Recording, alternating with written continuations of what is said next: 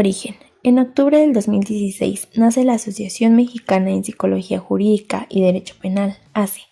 La AMPJIDP se encuentra integrada por un equipo inter y multidisciplinario inmerso en la investigación, capacitación y vinculación ciudadana en temas forenses, penales, prevención delictiva y en las diversas ciencias forenses. Dentro de las áreas de trabajo e intervención se encuentra el apoyo comunitario o apoyo social, la capacitación y actualización profesional e investigación.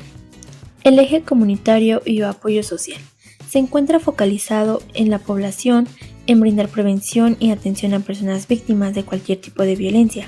Se enfoca en contribuir en la disminución del riesgo criminal. Se trabaja de forma interinstitucional con diversas organizaciones que brindan atención a la sociedad. Se dedica a difundir de forma gratuita las diversas ciencias psicojurídicas y generar contenidos digitales que son de libre acceso. El eje de investigación. Nos enfocamos en analizar, diagnosticar y estudiar casos relacionados con las ciencias sociales, psicojurídicas y del derecho penal, para elaborar propuestas de atención dirigida al ámbito local, regional y público. Hemos realizado investigaciones de corte cuantitativo y cualitativo. En la capacitación y actualización profesional se realizan actividades profesionales tales como cursos, talleres, conferencias, videoconferencias, cibercongresos, entrevistas y todas aquellas actividades pedagógicas que fortalezcan la vinculación ciudadana con el sistema de justicia. Con nuestro eje de capacitación brindamos actualización profesional a estudiantes, servidores públicos, profesionistas, entre muchos más. Hemos capacitado a más de 10 entes privados y públicos y a más de 2.500 personas interesadas en el área. El Instituto de Ciencias Psicojurídicas y Sociales, IPSIJUS, nace en julio de 2020 con el objetivo principal de brindar capacitación a nivel nacional e internacional en conjunto con expertas y expertos en sus áreas.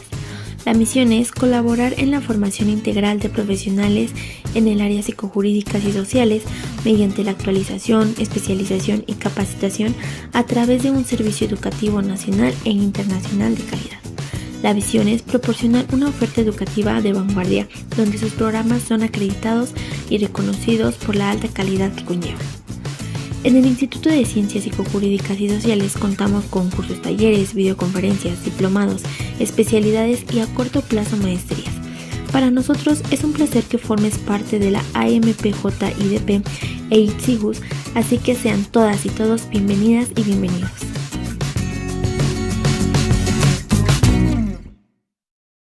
Hola, buenas tardes.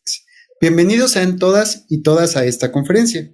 Mi nombre es David Uriel Vergara Muñoz y hoy tengo el honor de presentar a Aimee Alanís Pérez, originaria de Tlacotalpan, Veracruz, quien actualmente radica en Zacatecas desde hace 17 años.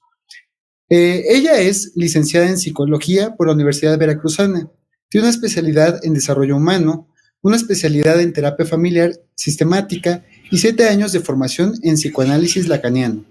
Además cuenta con una especialidad en Prevención del Delito y Seguridad Ciudadana y un doctorado honoris causa por el Instituto Mexicano de Estudios Profesionales y de Posgrados, entre otras muchas cosas que ha realizado. Le damos la bienvenida y le cedo la palabra a la psicóloga Aimee Alanís Pérez con su conferencia del día de hoy, la cual lleva por título Las violencias y el impacto en la salud mental. Adelante.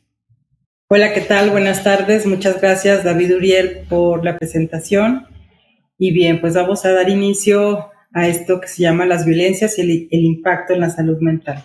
Bueno, finalmente es todo un tema, esta cuestión, y en algunas áreas, en algunas partes genera como esta controversia de si las violencias inciden o no en la salud mental de nosotros de manera subjetiva.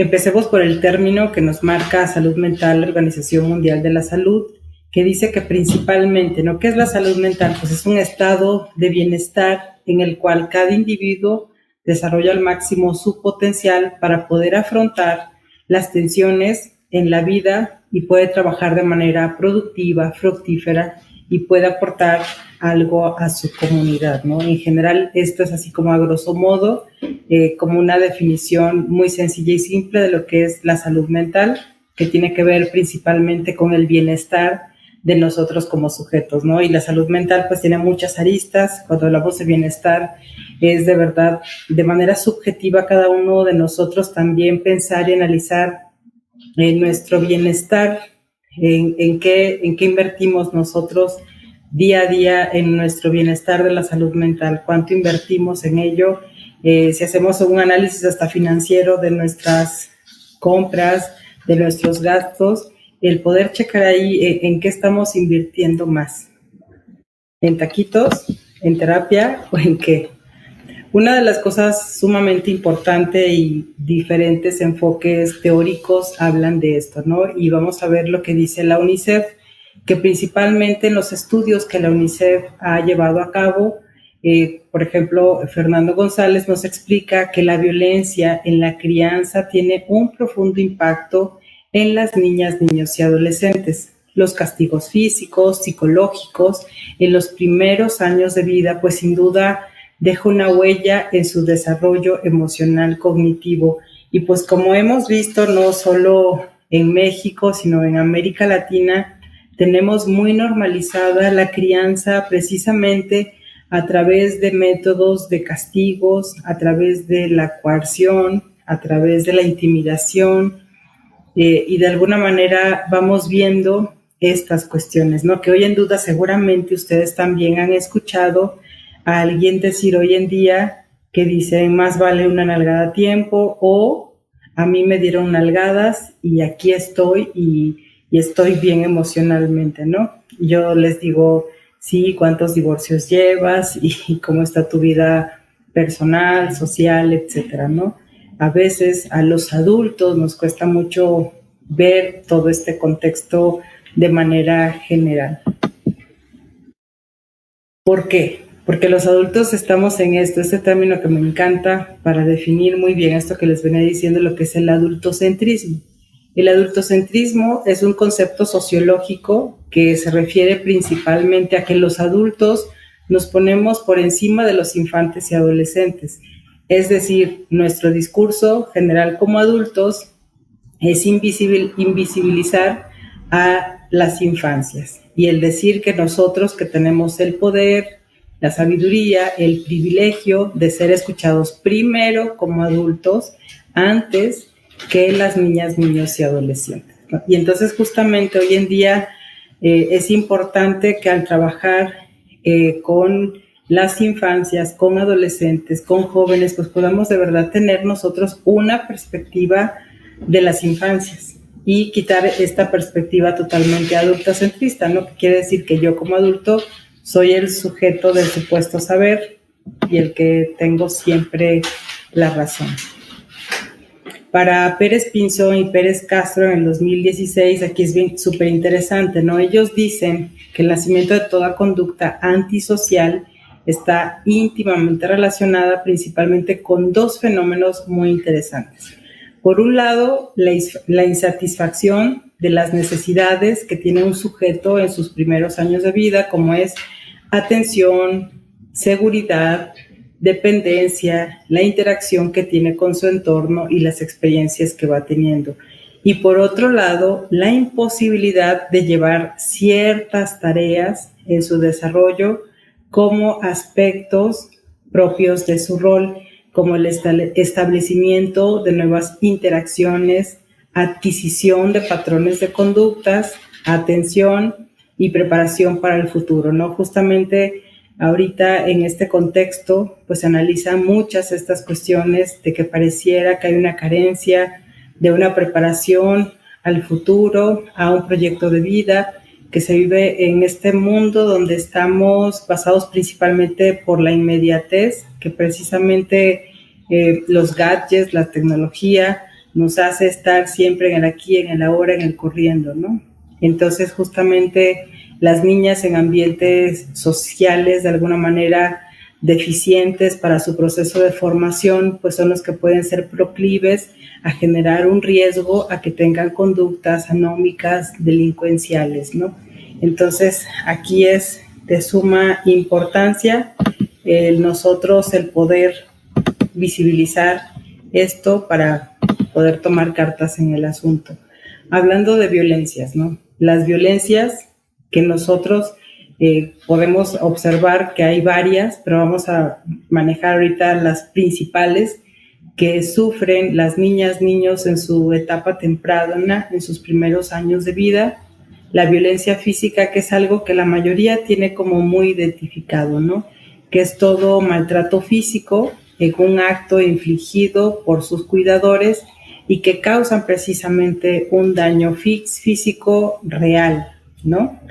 Y ahora vamos a ver lo que es la violencia o maltrato emocional, que está bastante desdibujado, invisibilizado, que muchos no lo detectan como tal, que es precisamente cuando los cuidadores primarios, padre, madre, tutor, pues inciden y ejercen cierta presión y de alguna manera el hecho de privarlos de atención, el hecho de ignorarlos, de insultarlos, de utilizar lenguajes violentos, de utilizar estas formas de hacer sentir mal al otro sin que haya un contacto físico. Es considerado como violencia o maltrato emocional. La violencia por negligencia o descuido, que me encanta cuando trabajo con las infancias, con niños y niños, ellos, aunque no tienen la palabra, saben de alguna manera, ¿no? Me preguntan y me dicen, ¿cómo se dice cuando tengo hambre y no me dan de comer o me enfermo y no me llevan al doctor, ¿no? Precisamente eso es la negligencia, que los adultos, los cuidadores primarios no cubran las necesidades que una niña o un niño necesita para su óptimo desarrollo de manera general y pueda potencializar su vida de manera plena. Y la violencia sexual, ¿no? La violencia sexual es así con asterisco, con un punto y aparte, porque está bastante invisibilizada, tanto que aquí en nuestro país pues no hay una homologación en todos los códigos penales. Cada entidad federativa tiene algo distinto, está tipificado de manera diferente, entonces por lo mismo es difícil que se reconozca a veces en un proceso legal y por lo tanto también que haya una consecuencia en la parte punitiva a los que ejercen este tipo de violencia. Como definición, el abuso sexual infantil, que es diferente a una violación donde hay una penetración que puede sufrir algún adulto, el abuso sexual es cuando un niño es utilizado para la estimulación sexual de su agresor, ya sea un adulto conocido o desconocido u otro niña o niña adolescente un poco mayor edad que él. Implica también toda interacción sexual en la que el consentimiento no existe. No puede ser dado precisamente por la edad. Muchas veces en los adolescentes, el creerse que por tener 14, 15 años, 16, 17 años y dicen, pues fue un acto sexual consensuado, no es violencia sexual, sí o sí, si la otra persona es un adulto, es un mayor de 18 años y el otro es menor de 18 años, claro que el consentimiento legal no existe. Y entonces podemos ver todos estos ejemplos de interacción y es importante visibilizar porque así como muchas mujeres no identifican la violencia económica, el que su pareja no les dé dinero para de alguna manera solventar las necesidades del sistema familiar, de alimentación y demás, que eso se llama violencia económica. Para las niñas y niños también, muchas de estas que estamos ahorita viendo y describiendo, como los niños lo viven en lo constante, en lo cotidiano, todos los días, para ellos también es invisible, ¿no? Como una de las violencias que ahorita está en boga, que la mayoría empieza a hablar, pero está también bastante invisibilizada y aunque haya mujeres, lo digo por ejemplo que tengo pacientes, que aunque haya mujeres preparadas académicamente, con doctorado, todavía no logran ver esta parte, ¿no? Esta cuestión de la violencia patrimonial, el hecho de todos los bienes y recursos que generan durante el proceso de una relación de pareja, todo se ponga en nombre del otro y el otro de alguna manera se queda desprotegido de estas cuestiones patrimoniales, ¿no? Hoy en día es interesante porque el discurso que usan muchos sujetos es por la cuestión del SAT, ¿no? Es que estamos casados por bienes mancomunados, entonces para no tener problemas con el fisco, la casa la pongo a nombre de mi mamá, el auto a nombre de mi hermana, etcétera, y al final él no tiene nada a nombre de él y menos a nombre de la pareja, ¿no? Ese es un ejemplo. En las niñas y niños pasa una cuestión con la violencia sexual. La mayoría tenemos como esta idea de que las personas son seres asexuales, ¿no? Y que empiezan a desarrollar su sexualidad hasta la adolescencia. Pero de los que estamos aquí, si ahorita alguno de ustedes es padre, madre, abuela, tía, ha tenido contacto con un bebé, han visto cuando le cambian el pañal o cuando lo bañan en la bañera, que el bebé tiene una respuesta fisiológica y es visible en los varones, pero el que no se ve en las niñas no quiere decir que no suceda.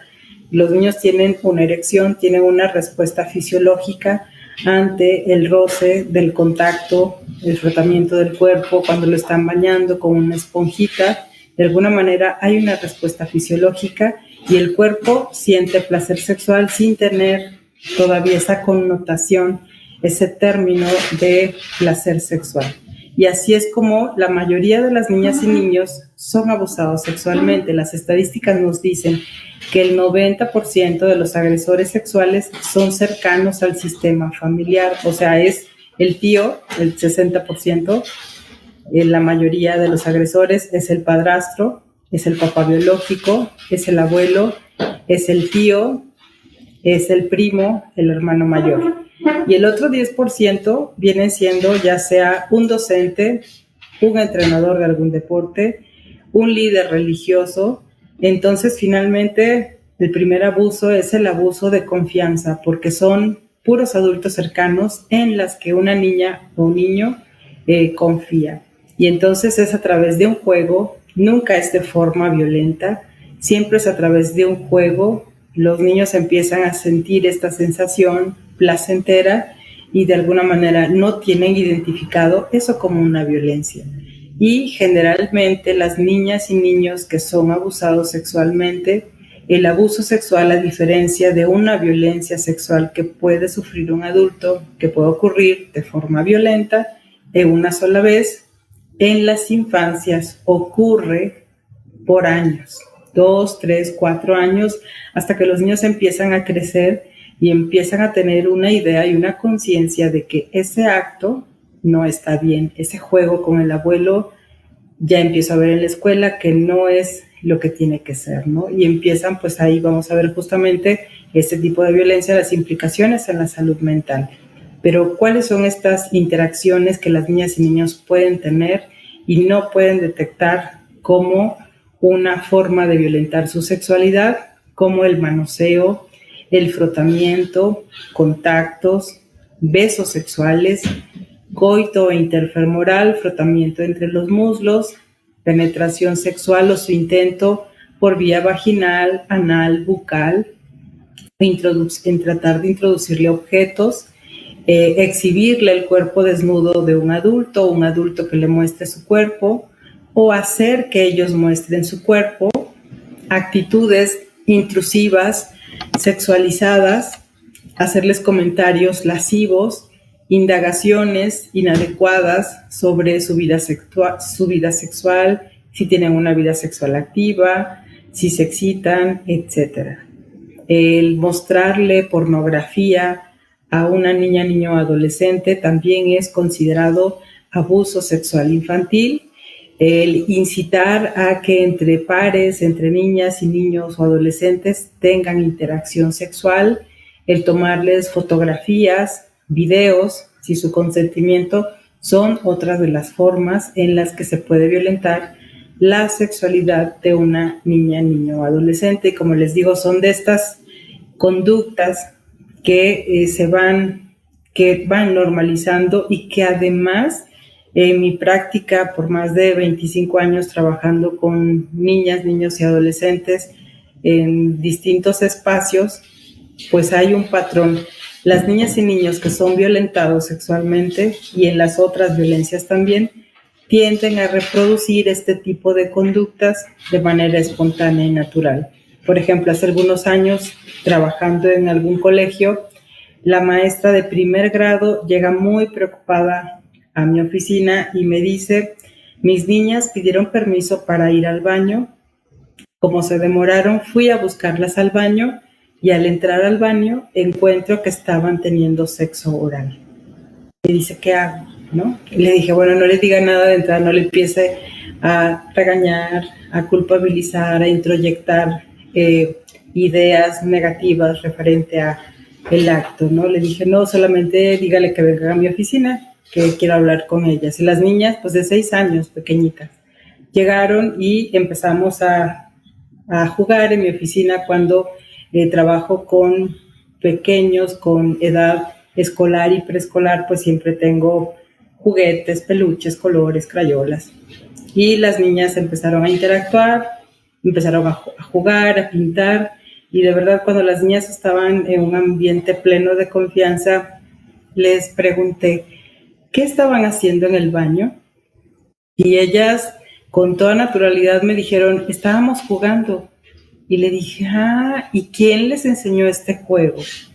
Y ellas, desde su espontaneidad, una dijo: es que mi tío así juega conmigo en las tardes. Como yo siento rico, le estoy enseñando este juego a mi mejor amiga.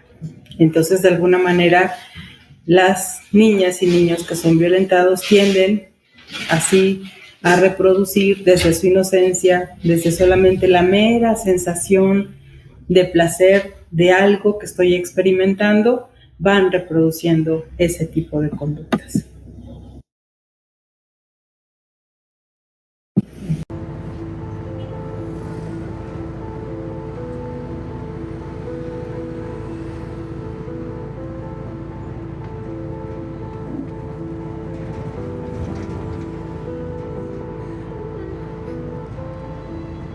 Chamaca, mira nomás qué grandota. Las deudas es un éxito. Es buenísimo. Esperé todo el año por esta semana.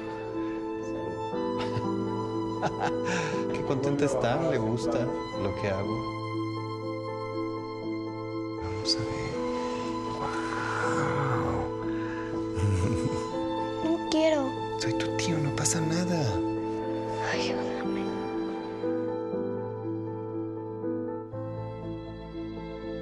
¿Te gusta? El abuso sexual infantil es un delito y no denunciarlo te hace cómplice. No te calles. Llama al 911. CONAPO, Secretaría de Gobernación.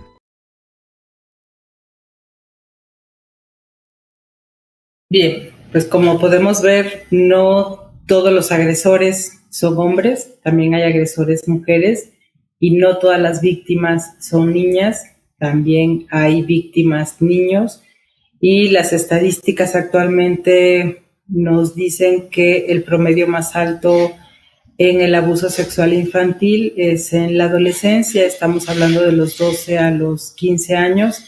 Yo en mi experiencia con trabajo de víctimas de distintas expresiones de violencia, especialmente de violencia sexual, les puedo decir que la mayoría empiezan a ser violentados en edad preescolar, primeros grados de 4, 5, 6 años, en edad muy pequeña, y precisamente hasta la adolescencia, hasta que empiezan a tener como una conciencia de ese tipo de conductas, es que se atreven a decir lo que está ocurriendo, ¿no? ¿Y por qué ocurre eso? Pues precisamente por un tabú que existe en nuestro país hablar de sexualidad, por la poca información que hay, por la nula educación sexual en las escuelas, todavía hasta el ciclo escolar pasado. Si ustedes revisaban lo que les enseñaban a los niños en sexualidad, era lo mismo que ustedes y yo, que somos adultos mayores de 30, 40 años, nos enseñaron, ¿no? Entonces realmente, pues por eso México, de los países miembros de la OCDE, ocupa el primer lugar en abuso sexual infantil. Somos el segundo país a nivel mundial donde los turistas sexuales acuden primero a Tailandia y luego México. y el 60% de la pornografía infantil que se distribuye en el mundo es hecha en México. Nada más como para tener como referencia y contexto de la cantidad de niñas y niños que son violentados todos los días sexualmente en nuestro país y las consecuencias que eso conlleva, que es a lo que estamos hablando el día de hoy, ¿no? Todas estas violencias, cómo van impactando en la salud mental, en el desarrollo psicosocioemocional de un sujeto. Bien, fíjense, precisamente, por ejemplo, uno de los teóricos como Erik Erikson nos habla del desarrollo psicosocial y de todas las etapas que él nos marca. Quise hacer énfasis ahorita en la adolescencia, ¿no? En la pubertad, adolescencia, donde precisamente las y los adolescentes buscan desarrollar esta cuestión de la identidad y esta confusión de roles, ¿no? Y la cuestión de la fidelidad a sí mismos, ¿no? Quienes trabajamos con adolescentes ahorita, en el 2023, tienen una demanda de identificación y llegan ya autodiagnosticados por un video de TikTok con una neurodivergencia. Es que soy TDA, es que soy autismo, es que soy porque lo vi en el video, y tienen una súper necesidad de que dime, si antes los adolescentes era dime cómo es mi personalidad, ahorita su demanda es, bueno, de toda esta diversidad de la comunidad LGBTTIQ y más, llegan con esta demanda de ¿en qué me puedo clasificar? ¿Soy bisexual? ¿Soy homosexual? ¿Soy heterosexual? ¿Soy bisexual? Tienen una necesidad de ponme una etiqueta de un algo, ¿no? El adolescente empieza a construir precisamente este proceso, su identidad, empieza a verse a sí mismo, su interacción con las demás personas justamente ayudan a su desarrollo de identidad, como nos dice Ocaña en el 2018, pero también la confusión al elegir un rol, el papel más apropiado, puede provocar en ellos una falta de identidad estable, una adquisición de un rol que sea socialmente aceptable, ¿no? Y pueden incurrir en estas conductas que pueden ser como cuestiones delincuenciales o cuestiones de riesgos como las adicciones, ¿no? Y la dificultad para mantener un proyecto a un futuro en general en muchas cosas y en relaciones personales, ¿no? Como ya lo dice el filósofo Zygmunt Bauman, están bajo el rigor de la inmediatez, así como dice el amor es líquido, la educación, nada es sólido hoy en día, todo se diluye, todo es como objeto de consumo y desecho, hasta las relaciones afectivas, ¿no? Y precisamente, ¿cuál es el riesgo de estas cuestiones de la violencia, más las características propias de la psicología del desarrollo de las y los adolescentes, que ellos están precisamente en busca de un sentido de pertenencia? Es la identidad con mi grupo de pares. Entonces, en esta etapa, la mayoría se empieza a alejar de los papás. Si tú a un niño de 5, 10 años les preguntas, si te ganas un viaje a la playa, ¿a quién te llevarías? Sin duda, te dicen papá, mamá, cuidador primario. Pero a un adolescente, si tú le dices, te ganaste un viaje a la playa, jamás van a decir papá y mamá. Siempre dirán mi mejor amiga, mi mejor amigo, mis amigos, mi noviecita, mi noviecito, pero ni por error papá y mamá. Entonces, desde ahí empezamos a ser desplazados porque para ellos lo más importante es ser aceptado y ser parte además de un grupo de pares, porque cree que eso le va dando identidad y además el saber que cuando están en grupo, en lo colectivo, llegan a incurrir en actos que no harían de manera individual.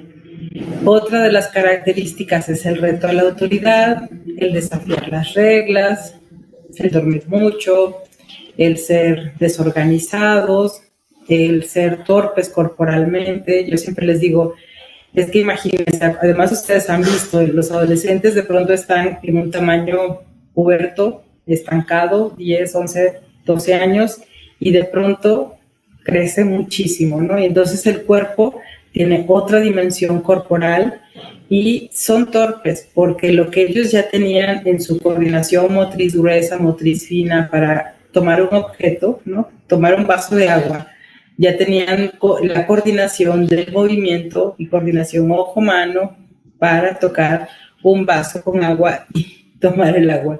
Y de pronto el cuerpo crece y de manera abrupta, muy rápida, y entonces al hacer ese mismo movimiento ya no tienen la dimensión del tamaño corporal y la fuerza que ahorita tienen, y pueden ser muy torpes y rompen muchos objetos y tiran las cosas, pero es precisamente por eso, así como el dormir mucho tiene que ver con esto, el buscar su privacidad, y siempre digo a los papás, por favor, respeten la privacidad de sus hijos adolescentes. Si cierran la puerta, toquen, no abran la puerta, de verdad los pueden encontrar masturbando porque es parte de su proceso de exploración en esa edad.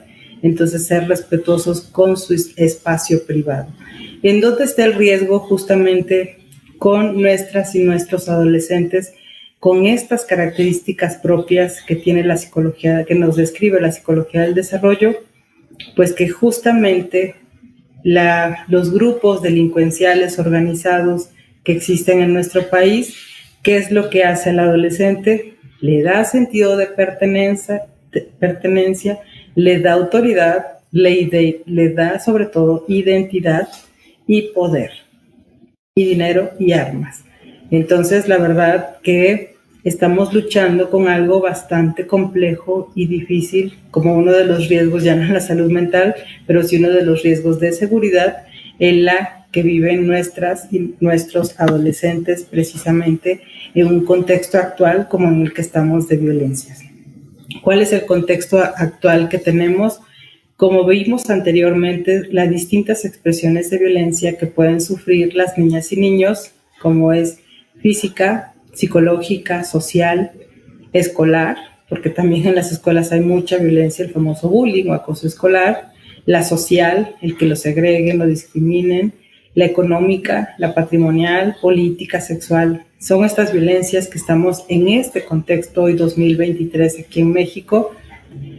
Otra de las cuestiones muy variadas y cuestionadas es la cuestión de la música, ¿no? El hecho de la música que se escucha hoy en día, que sea una música que gusta sobre todo a los jóvenes, pues tiene que ver con estos que les llaman corrido bélico, corrido tumbado, o el reggaetón, que es hipersexualizado, esta música que son apología del crimen, que incitan, y el hecho de estar parafraseando y diciendo esas frases de violencias de manera reiterativa, constante, pues claro que llegan a tener un impacto. Y qué es, o sea, aquí digo, como adultos, ¿qué estamos haciendo y qué estamos consumiendo nosotros como adultos? ¿Qué están consumiendo las adolescencias, las infancias? Y no me refiero a lo que comen, que a veces tampoco comemos tan saludable, sino a lo que consumimos en la música, las series, lo que ven en la televisión. Estamos así invadidos de narcoseries, los videojuegos, que también son de alto contenido violento. ¿Qué es lo que están viendo? ¿A quién siguen en las redes sociales? ¿Cuáles son esos youtubers? ¿Cuáles son esos contenidos?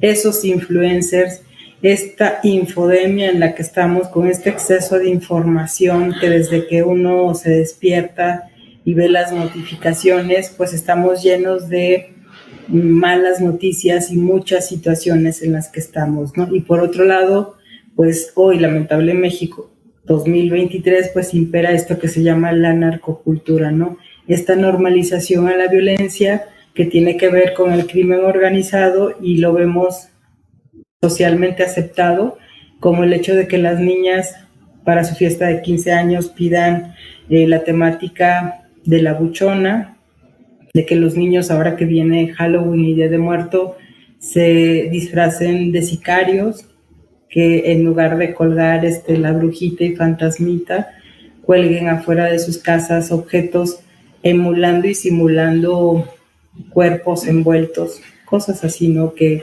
hemos estado viendo desde hace algunos años aquí en nuestro país, y es esa naturalidad y normalización con la que estamos viendo la violencia. ¿Cómo va afectando esto la salud mental? ¿Cómo nos encontramos hoy 2023 a nivel mundial en salud mental? Justamente después de la pandemia a nivel mundial aumentaron, y estos son el ranking de los más altos, que es la depresión, la ansiedad, trastorno bipolar, trastorno de esquizofrenia, el trastorno obsesivo compulsivo. En el 2019 los datos estadísticos a nivel mundial nos decían que 1 de cada 8 personas en el mundo tiene un trastorno mental, y los más comunes son ansiedad y depresión según datos de la Organización Mundial de la Salud.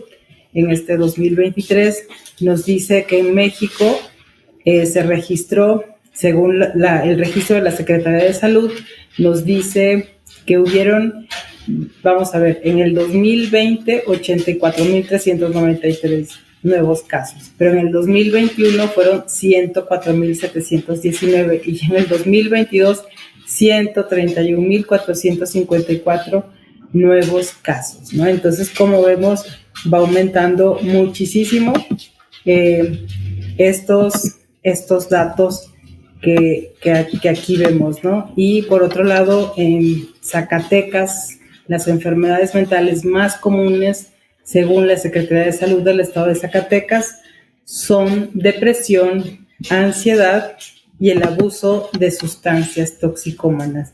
Justamente por datos estadísticos del INEGI, nos dice que en Zacatecas aumentó 400% el consumo de sustancias adictivas en personas de 12 a 17 años y mujeres, ¿no? Nada más para tener ahí como esta referencia. Por otro lado, también la Organización Mundial de la Salud desde el 2012 empezó a decir, para el 2030, la primera causa de incapacidad laboral serán problemas de salud mental.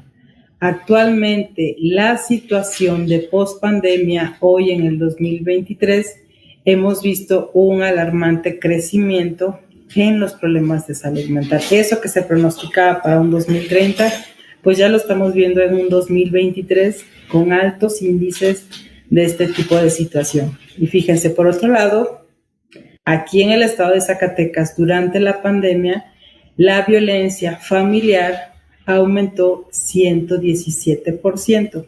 Esos datos los sacamos de las llamadas al 911, que se tiene también que solo se reporta el 7% de las situaciones que ocurren. ¿Qué quiere decir? Que hoy en día pues estamos viviendo en México una pandemia, pero de violencia, ¿no? Es una situación que nos abruma, que nos perturba, que nos atañe. Por ejemplo, en los entornos escolares, después del retorno de la pandemia, pues empezamos a ver muchas problemáticas con niños con mayores conductas violentas, y no hablando de bullying. El bullying o el acoso escolar es todo tipo de coacción y violencia entre pares, entre iguales, pero tiene que tener 3 ingredientes para que sea considerado acoso escolar: intencionado, repetitivo, con cierta duración. Y lo que hemos estado viendo, los fenómenos que todos hemos visto, porque muchos han salido en los medios de comunicación, tiene que ver con estos actos y conductas impulsivas, donde no hay una intencionalidad frecuente, repetitiva, intencionada, sino que estoy tan poco tolerante, tan irritable, me enojas, me molestas y reacciono de manera violenta, impulsiva y instintiva, ¿no? Y son esas conductas que hemos estado viendo, y sin duda pues tiene que ver que con el confinamiento de la pandemia, el que hayan sido violentados o hayan sido los primeros espectadores de diferentes expresiones de violencia, pues la escuela, que es una cajita de Pandora, que es receptora y reproductora de lo que las niñas y niñas viven en sus casas, en sus hogares o en su entorno barrial. Entonces, pues ahí podríamos tener como una pequeña explicación de muchas otras, el por qué ha incrementado los fenómenos de conductas violentas en los entornos escolares. ¿Cuáles son los riesgos de exposición a la violencia? Que es la parte medular. La exposición a la violencia suele ser algo precisamente traumático, puede evocar respuestas tóxicas en el cuerpo, empezamos a producir cortisol, el estrés, causa daños fisiológicos, psicológicos inmediatos y a largo plazo, ¿no? También hay otra estadística que nos dice que si niños y adolescentes sufren depresión, ansiedad, pues tienen un 50% más de probabilidad que en la vida adulta puedan tener algún trastorno mental. Por ejemplo, el impacto de la violencia en el desarrollo del cerebro del niño, hay muchos estudios y especialmente preocupante, sobre todo a la exposición a una violencia prolongada, ya que está vinculado con los siguientes trastornos emocionales y del comportamiento, con problemas de salud y con problemas educativos. Obviamente los niños no les interesa aprender, tienen bajo rendimiento escolar, son los que tienen un alto porcentaje de llegar a esto que se llama deserción escolar, pueden tener problemas conductuales, psicoafectivos, sociales, ¿verdad? Y precisamente entre las consecuencias de la violencia, pues, ¿qué es lo que desarrollan? Depresión, trastornos por estrés postraumático, trastornos límites de personalidad, ansiedad, es una más alta probabilidad de que empiecen a consumir sustancias, empiecen a tener trastornos del sueño, trastornos de la alimentación, ideación suicida, intentos de suicidio y algunos llegar incluso al suicidio, ¿no? Entonces, precisamente el ver todas las cuestiones que hay hoy en día en nuestro contexto, que estamos en esta pandemia de violencia, donde a donde volteemos a ver, pues hay situaciones lamentables, dolorosas, y muchas veces, acuérdense que hay violencia donde podemos ser víctimas de violencia directa o podemos ser víctimas indirectas, ¿no? Y indirectas es desde la forma en que somos el amigo, el familiar de alguien que sufre una violencia, o también esto que se le llama víctimas sociales del contexto, ¿no?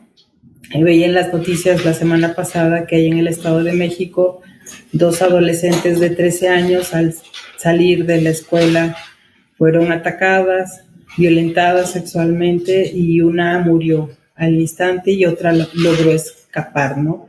De 13 años, ¿no? Y son situaciones que al escuchar te impactan. Aquí en Zacatecas justamente hoy despertamos con noticias de chicos que habían sido secuestrados, 6 adolescentes la madrugada del domingo, pues hoy aparecieron, uno gravemente y los otros 6 asesinados, de 14, 15, 17, 18 años, jovencitos iniciando su vida, y eso causa, lo vemos en las expresiones de las redes, en las pláticas, en cualquier contexto, causa una conmoción social, causa tristeza, sensación de desánimo, de frustración, de ira, de dolor, y claro que todo eso que vivimos en un contexto va impactando en nuestra salud mental.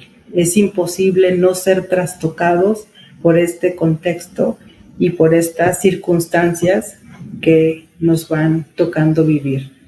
¿Cómo impacta en la salud mental? Pues precisamente durante toda la vida, perdura hasta la edad adulta, se puede transmitir de generación a generación. ¿Qué quiere decir? Lo vemos, por ejemplo, con los métodos de crianza de manera violenta, que los abuelos dieron nalgada, los bisabuelos a los abuelos a los padres a los hijos, y son conductas que se van repitiendo de generación en generación, porque así ha sido la educación en el sistema familiar, porque así te educaron y porque así tú crees que esa es la forma en que se educa a una niña o un niño, y es como se van repitiendo estos patrones de violencia de manera cultural de generación en generación. las consecuencias para la salud mental de las niñas y de los niños puede variar por la forma en que se experimenta la violencia, por el entorno en que se produce y por la red de apoyo emocional que tenga, por las habilidades socioemocionales, por el umbral al dolor que cada uno tenemos. El umbral al dolor es como el ejemplo, como el umbral de percepción al clima, ¿no? Ahorita estamos aquí donde estoy a 20 grados. Para aquí es caluroso, 20 grados, y entonces podemos estar sin suéter. Pero, por ejemplo, yo soy del estado de Veracruz y para Veracruz 20 grados, bueno, ya trajeron una chamarra porque allá están acostumbrados a 45 grados, ¿no? Y también así a nivel emocional, cada uno de nosotros tenemos diferente umbral de las cuestiones emocionales, ¿no? Por eso siempre digo, cada persona es distinta y tiene su habilidad de resiliencia y de recuperación. Por eso 2, 3, 4, 5 personas que vivan un mismo hecho de violencia no tiene el mismo impacto en todos. Cada uno reacciona y responde de manera diferente. Los estudios nos dicen que la naturaleza en que están interconectadas las diferentes tipos de victimización, sino también la forma en que su impacto acumulativo puede perjudicar gravemente, por ejemplo, el desarrollo de las infancias, ¿no? Y ya hay varios estudios por ahí interesantes y desde la neuropsicología, pero pues eso ya les tocará explicar a un neurólogo, a un médico, ¿no? El impacto que hay en el desarrollo cuando una niña o un niño es violentado durante su infancia de manera reiterativa, prolongada, pero eso ya les toca a la parte médica. Nosotros desde la parte psicológica, desde la parte subjetiva, en cómo el sujeto va asumiendo estas experiencias que va teniendo y cómo son determinantes para el desarrollo de su personalidad, para el desarrollo de su vida socioafectiva. ¿Qué es lo que pasa? ¿Qué es lo que tenemos que hacer? Pues sin duda urge adoptar más medidas para prevenir estas amenazas que pues lo es la violencia y cómo esto afecta a la salud mental, sobre todo desde las infancias, responder ante ellas. Sin embargo, la realidad que tenemos ahorita en nuestro país es que hay pocos servicios adaptados a las necesidades que tienen las infancias, aunque los propios niñas y niñas señalen sistemáticamente la salud mental como una preocupación importante, porque fíjense, cuando yo dije hace 30 años que quería estudiar psicología, lo primero que me dijeron es: te vas a morir de hambre, nadie va al psicólogo. Y lo hemos visto como a lo largo del tiempo la gente ya lo ve como algo más común. Yo les puedo decir que hoy en día quienes más fácilmente acuden al psicólogo son precisamente los niñas, niños y adolescentes. El problema es que muchas veces sus adultos, sus cuidadores primarios, sus padres, madres, dicen: no, pero yo te veo bien, como que ¿para qué? ¿No? Y son los que están renuentes a llevar a sus hijos cuando sus hijos están pidiendo una atención en el área de la salud mental. Por otro lado, también vemos que los lugares que están destinados para dar la atención de salud mental, y así como decimos, la salud mental es un derecho universal, y México lo diga, la realidad es que México no tiene lugares para brindar el servicio para la cantidad de gente que hoy en día lo necesita, ¿no? Vemos, por ejemplo, si uno es derechohabiente al ISSSTE, al IMSS, y si contamos con la fortuna de que haya psicólogo en nuestra clínica, pues nos dicen sí, le toca consulta cada 3 o 4 meses, ¿no? Y de 20 minutos, ¿no? Entonces, pues los que nos dedicamos a esta área, pues sabemos que para que un tratamiento dé resultados, pues las consultas tienen que ser de manera semanal y el lapso aproximadamente de 1 hora. En consecuencia, pocos niñas y niñas con problemas de salud mental hoy en día reciben un apoyo adecuado y oportuno. Esa es una cuestión importante en la que se debería de trabajar, gestionar y en hacer políticas públicas en pro de verdad trabajar y cuidar la salud mental de manera preventiva, pero en real. En el nuevo plan de salud mental a nivel federal se estipula, viene que hay que desarrollar más justamente la prevención en adicciones y salud mental, las pone de manera juntas en un apartado, pero por otro lado no abre espacios, no abre contrataciones, no abre espacios a especialistas en el área SIC, y eso es bien, es una contradicción y es sumamente importante eso, ¿no? Recuerdo cuando hace algunos meses en el Estado de México, por cuestiones de bullying y una riña escolar afuera de una escuela, 2 niñas se golpean y días después una muere a consecuencia de las lesiones, y cuestionaban a la Secretaría de Salud a nivel federal si a partir de ese tipo de conductas que se estaban presentando en las aulas se contratarían psicólogos en las escuelas, y la respuesta fue no, y minimizando y aseverando que la violencia es cuestión de pérdida de valores y que los docentes, otra vez más, recargándoles el trabajo al docente, que el docente pues hablaría de valores en su clase y que con eso se solucionaría el problema, cuando reducir la violencia a un aspecto meramente laboral, pues no es por ahí. Por eso no avanzamos en la prevención de las violencias, porque no tiene que ver solamente con una carencia de valores, sino es un monstruo de mil cabezas y multifactorial. Sin embargo, cada vez hay más pruebas de intervenciones eficientes para abordar esta problemática, que se baja como una mejor manera y comprensión de los factores de riesgo a nivel personal, familiar, comunitario y social. También sabemos más sobre esos factores de protección, como el fomentar la famosa resiliencia de las niñas y niños ante la adversidad.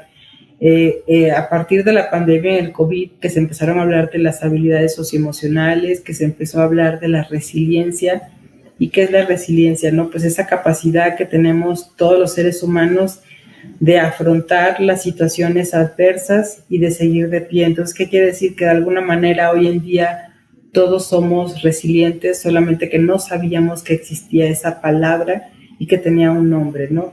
Pero la realidad es que en los métodos de educación de hoy en las infancias, que se están yendo las nuevas paternidades a los extremos, de pareciera que algunos están como muy ocupados y los niños muy abandonados, y por otro lado también vemos esta parte donde hay niños sobreprotegidos y acostumbrados a que todo tengan de manera inmediata, ¿no? Sin desarrollar su tolerancia a la frustración y a la resiliencia precisamente. ¿Qué es lo que tenemos que hacer ante este contexto, este panorama? Sí, estamos rodeados de violencia, sí y sí afecta nuestra salud mental y hace que cada día más personas en México estén ansiosas, depresivas, consuman sustancias, empiecen a desarrollar trastornos alimenticios, compulsivos. Pero ¿qué sí podemos hacer? Pues el desarrollar factores protectores en la salud mental, que son todos esos recursos personales, sociales en el ambiente, desde la parte biológica, psicológica, sociocultural. No hay que hacer esta cuestión de intervención psicosocial que favorece justamente el nivel del bienestar, el grado de realización personal, aumenta la resiliencia y la capacidad para sobreponernos, pues sobre todo a distintos contratiempos, tragedias a las que nos podemos enfrentar todos los días de manera individual o de manera colectiva. Algunas formas que nosotros podemos ver para potenciar estos factores protectores en la salud mental es tener una actividad regular. El ejercicio reduce el estrés, la depresión, mejora el estado de ánimo, dormir lo suficiente, porque si no dormimos bien, podrían surgir justamente sensaciones y sentimientos de irritabilidad, sensibilidad extrema. Además, los procesos físicos, cognitivos se alteran también el tener una alimentación saludable, equilibrada, las hormonas que afectan directamente el estado de ánimo y contar, lo más importante, con una red de apoyo emocional, con esas personas cercanas con las que contamos. Otra cosa bien importante y que los mexicanos le damos poca, pero muy poca importancia, son precisamente a las actividades del ocio, tiempo libre. Hace muchísimos años, cuando estaba yo en la universidad, veía, por ejemplo, que en España estaba muy de moda la nueva carrera era orientación del tiempo libre, y yo decía, ¿qué es eso? Yo voy a ir con alguien que me diga qué hacer en mi tiempo libre, ¿no? Me parecía como muy simpático, ¿no?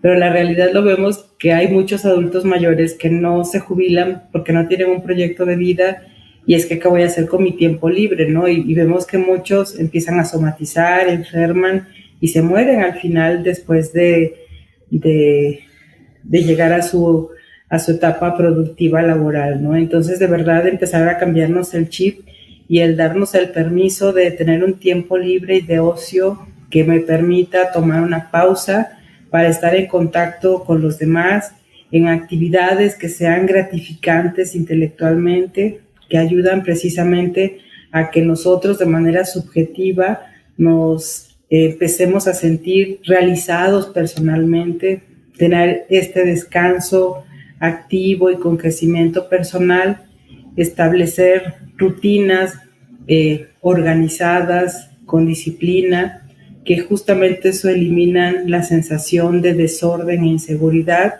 Fomentar estos factores pues es necesario porque justamente limitarnos a la exposición de noticias, ¿no? El quitar los notificadores de noticias, ver menos noticias en televisión, en redes sociales, para no sobrecargarnos de información, para poder de verdad ir gestionando nuestras propias, tener la capacidad para resolver nuestros propios problemas, porque si no tenemos una pérdida de atención, pérdida de memoria, y eso empieza precisamente a generar pues sensaciones de ansiedad.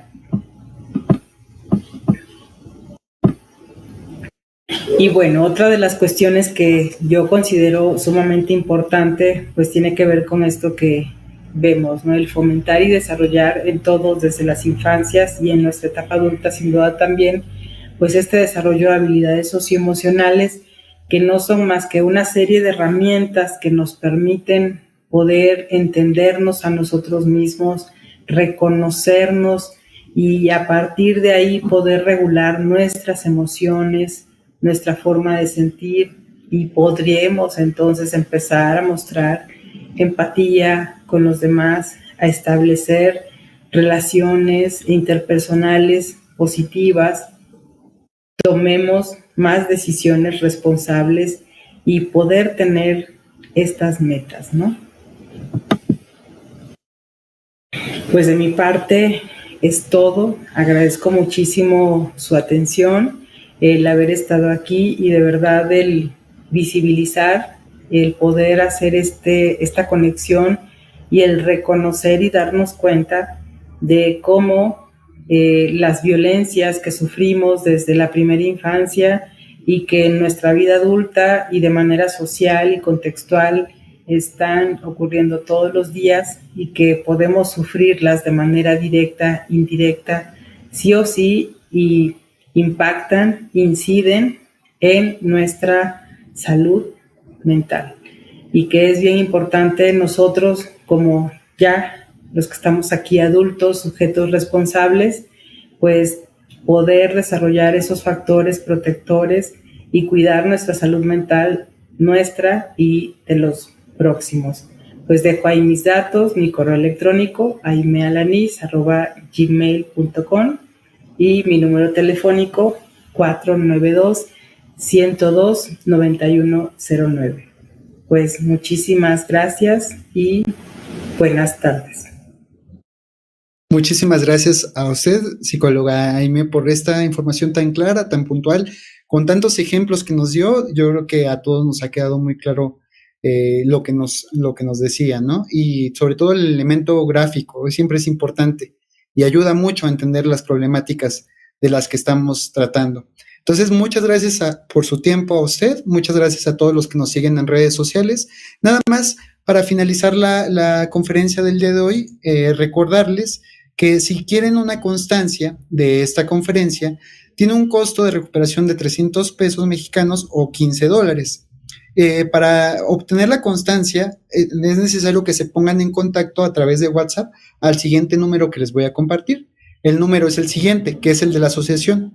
Es el 56 17 29 66 11. Se los repito, 56 17 29 66 11. En ese número de teléfono ustedes pueden escribir un WhatsApp para obtener la constancia de la presente conferencia. Entonces, nuevamente les damos las gracias a todos los que nos siguieron y también muchas gracias a la psicóloga Aimé por estar con nosotros y acompañarnos con su conferencia. Que tengan buena tarde. Gracias, buenas tardes.